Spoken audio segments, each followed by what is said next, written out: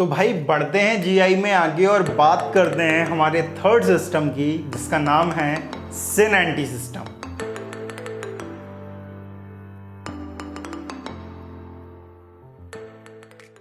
अभी तक ये देखते हैं यार कि अपन ने अभी तक क्या क्या पढ़ लिया है। ठीक है, सबसे पहले हमने आइसोमेरिज्म को दो टाइप में डिवाइड किया है, एक स्ट्रक्चरल आइसोमेरिज्म और दूसरा स्टीरियो आइसोमेरिज्म। स्ट्रक्चरल आइसोमेरिज्म दो या दो से ज़्यादा ऐसे कंपाउंड्स जिनका मॉलिक्यूलर फॉर्मूला सेम है लेकिन स्ट्रक्चर फॉर्मूला डिफरेंट है, तो वो एक दूसरे के क्या कहलाएंगे भाई, स्ट्रक्चरल आइसोमर्स। स्टीरियो की बात करी तो स्टीरियो में हमने ये कहा कि टू और more compounds which have similar molecular formula, जिनका मॉलिक्यूलर फॉर्मूला सेम होगा, स्ट्रक्चर फॉर्मूला भी सेम होगा, लेकिन इनकी डिफरेंट प्रॉपर्टीज आएंगी due to different arrangement of atoms और ग्रुप इन स्पेस। स्पेस में जो एटम और ग्रुप का जो अरेंजमेंट होगा वो अलग अलग होगा, और अलग अलग होगा तो अलग अलग प्रॉपर्टीज आएंगी। कौन सी प्रॉपर्टी की बात कर रहे हैं हम? Biological properties, right. फिर हमने स्टीरियो को दो में डिवाइड किया, हमने स्ट्रक्चर को वहीं रखा है, स्टीरियो को हमने दो में डिवाइड कर दिया है। एक है हमारे पास कॉन्फ़िगरेशनल आइसोमेरिज्म और दूसरा है कन्फर्मेशनल आइसोमेरिज्म। कॉन्फ़िगरेशन में जब हमने बात करी तो हमने बोला कि ये सेपरेबल होते हैं रूम टेम्परेचर पर, राइट। और कन्फर्मेशन की बात करी तो ये इससे बोला कि ये नॉन सेपरेबल होते हैं रूम टेम्परेचर पर, क्योंकि ये एक दूसरे में इंटर कन्वर्टेबल होते हैं। फिर हमने कॉन्फ़िगरेशनल आइसोमर को दो में डिवाइड किया, जीआई एंड ओआई, ठीक है, ज्योमेट्रिकल आइसोमेरिज्म और ऑप्टिकल आइसोमेरिज्म। जीआई होता है रेस्ट्रिक्टेड रोटेशन के कारण, ओआई होता है due to non superimposable mirror image, right. इसकी ओआई की बात आगे करेंगे।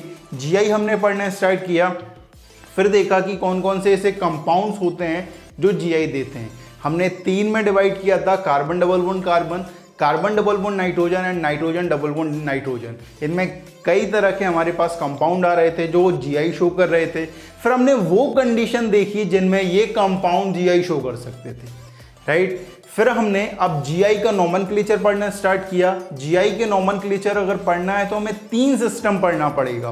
पहला सिस्टॉन सिस्टम, दूसरा हमने ईजेड सिस्टम पढ़ा है, और तीसरा जो आज हम पढ़ने वाले हैं वो है सिन-एंटी सिस्टम। इतनी कहानी अभी तक हो चुकी है भाई, ठीक है।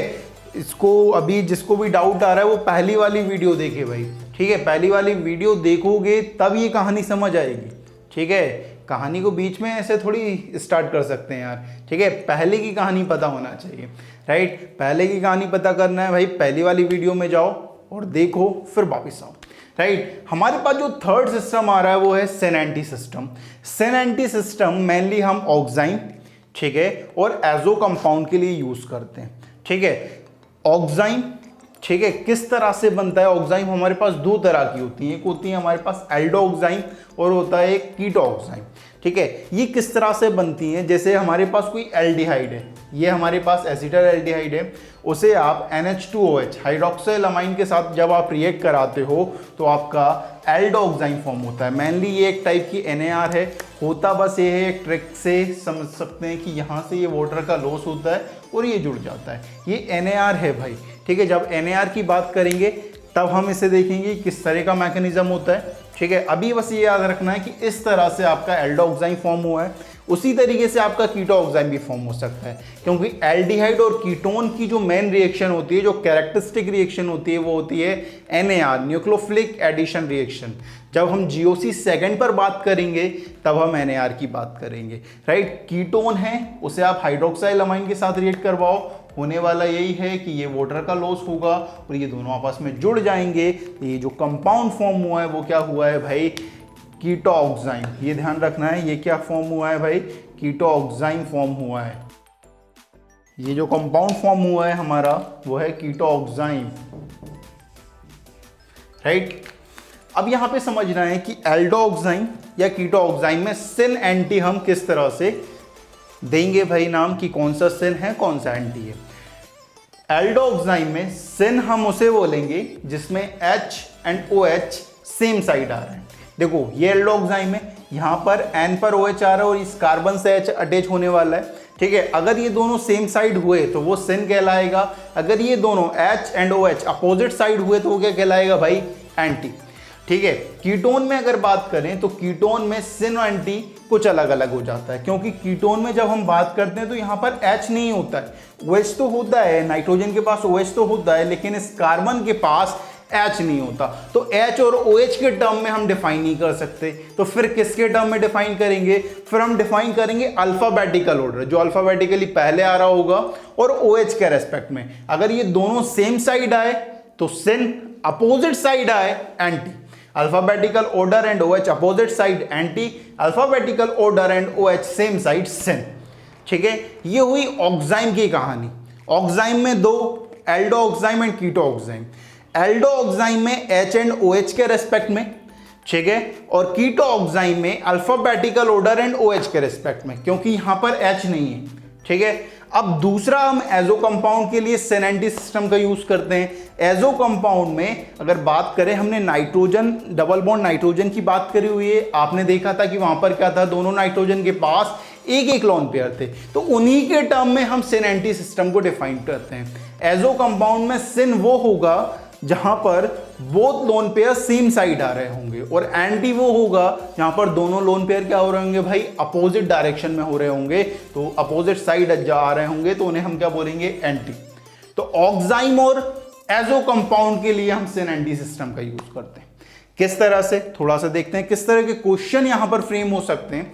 यहां पर अगर थोड़ा सा देखें तो पहला क्वेश्चन जो बनेगा यहां से वो कुछ इस तरह से बनेगा कि अजाइन सिन एंटी। सिन एंटी कॉन्फ़िगरेशन हमें अजाइन करनी है। पहला क्वेश्चन हमें देके रखा हुआ है। पहला क्वेश्चन जैसे ही देखा तो सबसे पहले मुझे लगा कि ये ऑक्साइम है। ऑक्साइम में भी कौन सा है भाई, एल्डो ऑक्साइम है, क्योंकि अगर कीटो ऑक्साइम होता है इस कार्बन से एक और कार्बन कनेक्ट होता, ये वाला, इस कार्बन से दो कार्बन कनेक्ट है, और एल्डो ऑक्साइम में एक कार्बन होगा और एक हाइड्रोजन होने वाला है। ठीक है, यहां पर ये क्या है भाई, हमारे पास एल्डो ऑक्साइम है। एल्डो ऑक्साइम में H एंड OH के रेस्पेक्ट में डिफाइन करते हैं। यहां पर H, ये OH सेम साइड आ रहे हैं, तो ये क्या होने वाला है भाई, सिन। राइट, दूसरा एग्जांपल देखें तो दूसरे एग्जांपल में इस कार्बन से ये कार्बन कनेक्ट है, ये कार्बन चेन कनेक्टेड है, दोनों कार्बन चेन आ रही है, मतलब ये क्या होगा भाई, कीटो ऑक्साइम। कीटो ऑक्साइम में हम अल्फाबेटिकल ऑर्डर एंड OH के रेस्पेक्ट में सिन एंटी डिफाइन करते हैं। इसका नाम क्या है भाई, मिथाइल। ये है भाई हमारे पास मिथाइल। राइट, इसका नाम है हमारे पास इथाइल। राइट, मिथाइल और इथाइल में अल्फाबेटिकली कौन ऊपर है भाई, इथाइल ऊपर है, एंड OH ये है भाई, इथाइल एंड OH दोनों अपोजिट डायरेक्शन, क्या होगा भाई, एंटी। थर्ड देखते हैं।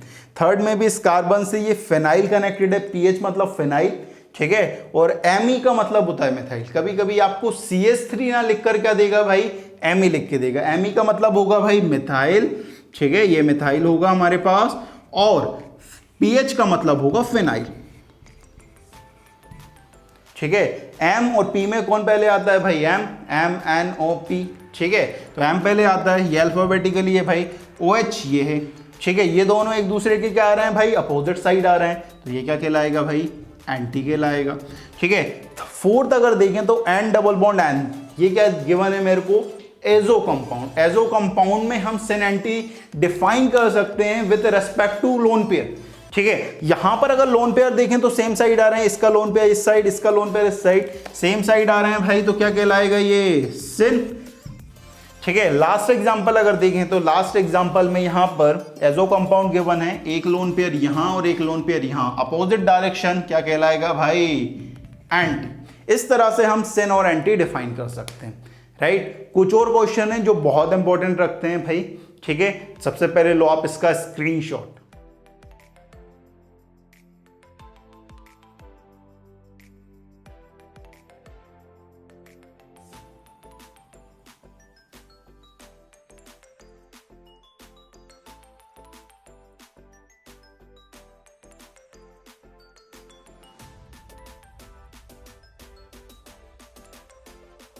ले लिया है भाई आपने इसका स्क्रीनशॉट, तो चलिए देखते हैं कुछ और क्वेश्चंस। एक और क्वेश्चन करते हैं यार। ठीक है, बहुत ज़रूरी क्वेश्चन है ये। ठीक है, बहुत इंपॉर्टेंट रखता है अपने आप में, क्योंकि ये IIT में भाई एक बार आ चुका है। ठीक है, IIT 2003 या 2004 की समथिंग कुछ आया था, ये IIT में आया हुआ है। ठीक है, क्वेश्चन कुछ इस तरह से था, CH3 C double bond O CH3, ठीक है, प्लस नेक्स्ट होमोलॉग, उसे आप रिएक्ट करा रहे थे NH2OH एक्सिस के साथ और आपका प्रोडक्ट बन रहा था। उसने ये पूछा कि जो प्रोडक्ट हैं वो क्या होगा। ऑप्शन दिया पहला कि ओनली 1 ऑक्साइम, एक ऑक्साइम होगा। दूसरा ऑप्शन दिया मिक्सचर ऑफ 2 ऑक्साइम। तीसरा ऑप्शन था mixture of 3 oxime and fourth option था मिक्सचर ऑफ 4 ऑक्साइम, ठीक है। अब यहाँ पर ये रिएक्ट करेगा और ऑक्साइम फॉर्म होगा भाई, ठीक है। किस तरह से थोड़ा सा देखते हैं, ठीक है। ये प्लस इसका नेक्स्ट होमोलॉग और ये एक्सेस में तो इसके साथ भी रिएक्ट कर सकता है और इसके साथ भी कर सकता है। सबसे पहले इसके साथ रिएक्ट करवाते हैं, ठीक है। CH3 C double bond O CH3 के साथ ये किस तरह से रिएक्ट करेगा, कुछ इस तरह से हम लिख सकते हैं CH3 C double bond O CH3, ठीक है। इसे हम रिएक्ट करवाते हैं NH2OH के साथ, रिएक्ट कराएंगे, राइट। अब यहां पर जब हमने इसे रिएक्ट कराया तो होगा क्या, ये वाटर का लॉस होगा और ये आपस में जुड़ेंगे, ये कुछ इस तरह से CH3 यहाँ C यहाँ CH3, ठीक है, डबल बॉन्ड यहाँ N और ये OH, राइट। सेकंड अगर देखें नेक्स्ट होमोलॉग मतलब इसका एक और कार्बन ऐड कर दो भाई यहाँ पर, ठीक है। ये कुछ इस तरह से बनेगा CH3 C double bond O और ये CH3 की जगह क्या हो जाएगा C2H5, एक और कार्बन आ जाएगा, एक और कार्बन मतलब CH2 CH3 हो जाएगा ये मेनली, ठीक है। अब प्लस इसे NH2OH के साथ रिएक्ट करवाओ, NH2OH होगा भाई कि वाटर का लॉस होगा भाई, ठीक है। वाटर का लॉस समझ रहे हो, इस तरह से होने वाला है यहाँ पर, ठीक है। यहाँ पर ये वाटर का लॉस हो रहा है, ये O और ये H ये जा रहा है, ये यहाँ से वाटर का लॉस हुआ और वाटर का लॉस हुआ तो यहाँ पर ये कुछ इस तरह से बना कि CH3 C यहाँ C2H5 यहाँ डबल बॉन्ड और यहाँ N और यहाँ OH, ठीक है। ये जो प्रोडक्ट बना है वो ऑक्साइम बना है, ठीक है। हमें दिख रहा है कि ये 2 ऑक्साइम बने, ठीक है। मुझे लग रहा है ये 3 ऑक्साइम बने। किस तरह से, थोड़ा सा देखो, ठीक है। यहाँ पर ये जो बना है, ये जो सिस्टम है वो क्या है भाई, ऑक्साइम वाला है। ऑक्साइम की क्या कंडीशन थी कि sp2 कार्बन की अगर डिफरेंट वैलेंसी होगी तो वो Gi देगा। यहाँ पर अगर थोड़ा सा देखें तो ये CH3 और ये CH3 ये तो सेम है। अगर ये सेम है तो ये Gi देगा कि नहीं देगा भाई, Gi तो ये बिल्कुल नहीं देने वाला, तो इसे हम 1 काउंट करेंगे, ठीक है, एक ही होगा भाई ये।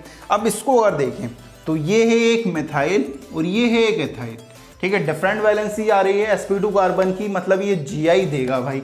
और अगर Gi देगा तो ये एक नहीं 2 होंगे भाई, क्योंकि एक इसका सिन होगा और दूसरा इसका एंटी होगा, राइट। अल्फाबेटिकल ऑर्डर जो है भाई, ठीक है, अल्फाबेटिकल ऑर्डर और OH सेम भी हो सकते हैं, कुछ इस तरह से भी हो सकता है भाई, ठीक है। इसको मैं इस तरह से बना सकता हूं, ये 2 प्रोडक्ट बन सकते हैं कुछ इस तरह से।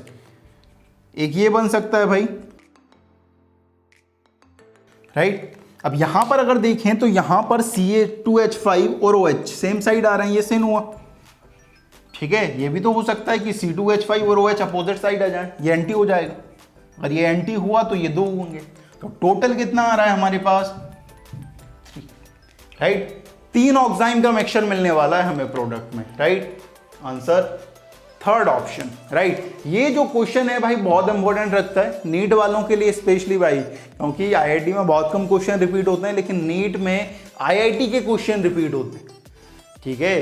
तो नीट वालों भाई बिल्कुल आसानी से देख लो इसे, ठीक है। बिल्कुल कोई डाउट नहीं रखना है अपने इस सवाल के अंदर, ठीक है। एक भी डाउट रहा भाई तो वही क्वेश्चन आता है, ये ध्यान रखें, जो छोड़ के जाते हो वही एग्जाम में आता है, राइट। तो यहां पर हमारा सेनेंटी खत्म हुआ, ठीक है। सेनेंटी बस छोटा सा है भाई, ठीक है। हमने अभी तक 3 नॉमेनक्लेचर पढ़ चुके हैं Gi के लिए, पहला सिस ट्रांस, दूसरा EZ और तीसरा सेनेंटी। सेनेंटी बहुत छोटा सा, ठीक है। सिस ट्रांस थोड़ा सा है और EZ थोड़ा सा है, ठीक है। EZ थोड़ा सा कंसेप्चुअल है भाई, EZ को बहुत अच्छी तरीके से पढ़ना है, ठीक है। बहुत ज़्यादा चांस बनता है कि EZ पूछा जाए, ये तो सरल होता है, ये सब बनाते हैं। EZ बहुत कम लोग बना पाते हैं, तो EZ को पढ़ना है यार आसानी से, ठीक है। तो इस वीडियो में बाबा जी की तरफ से इतना ही। जय हो।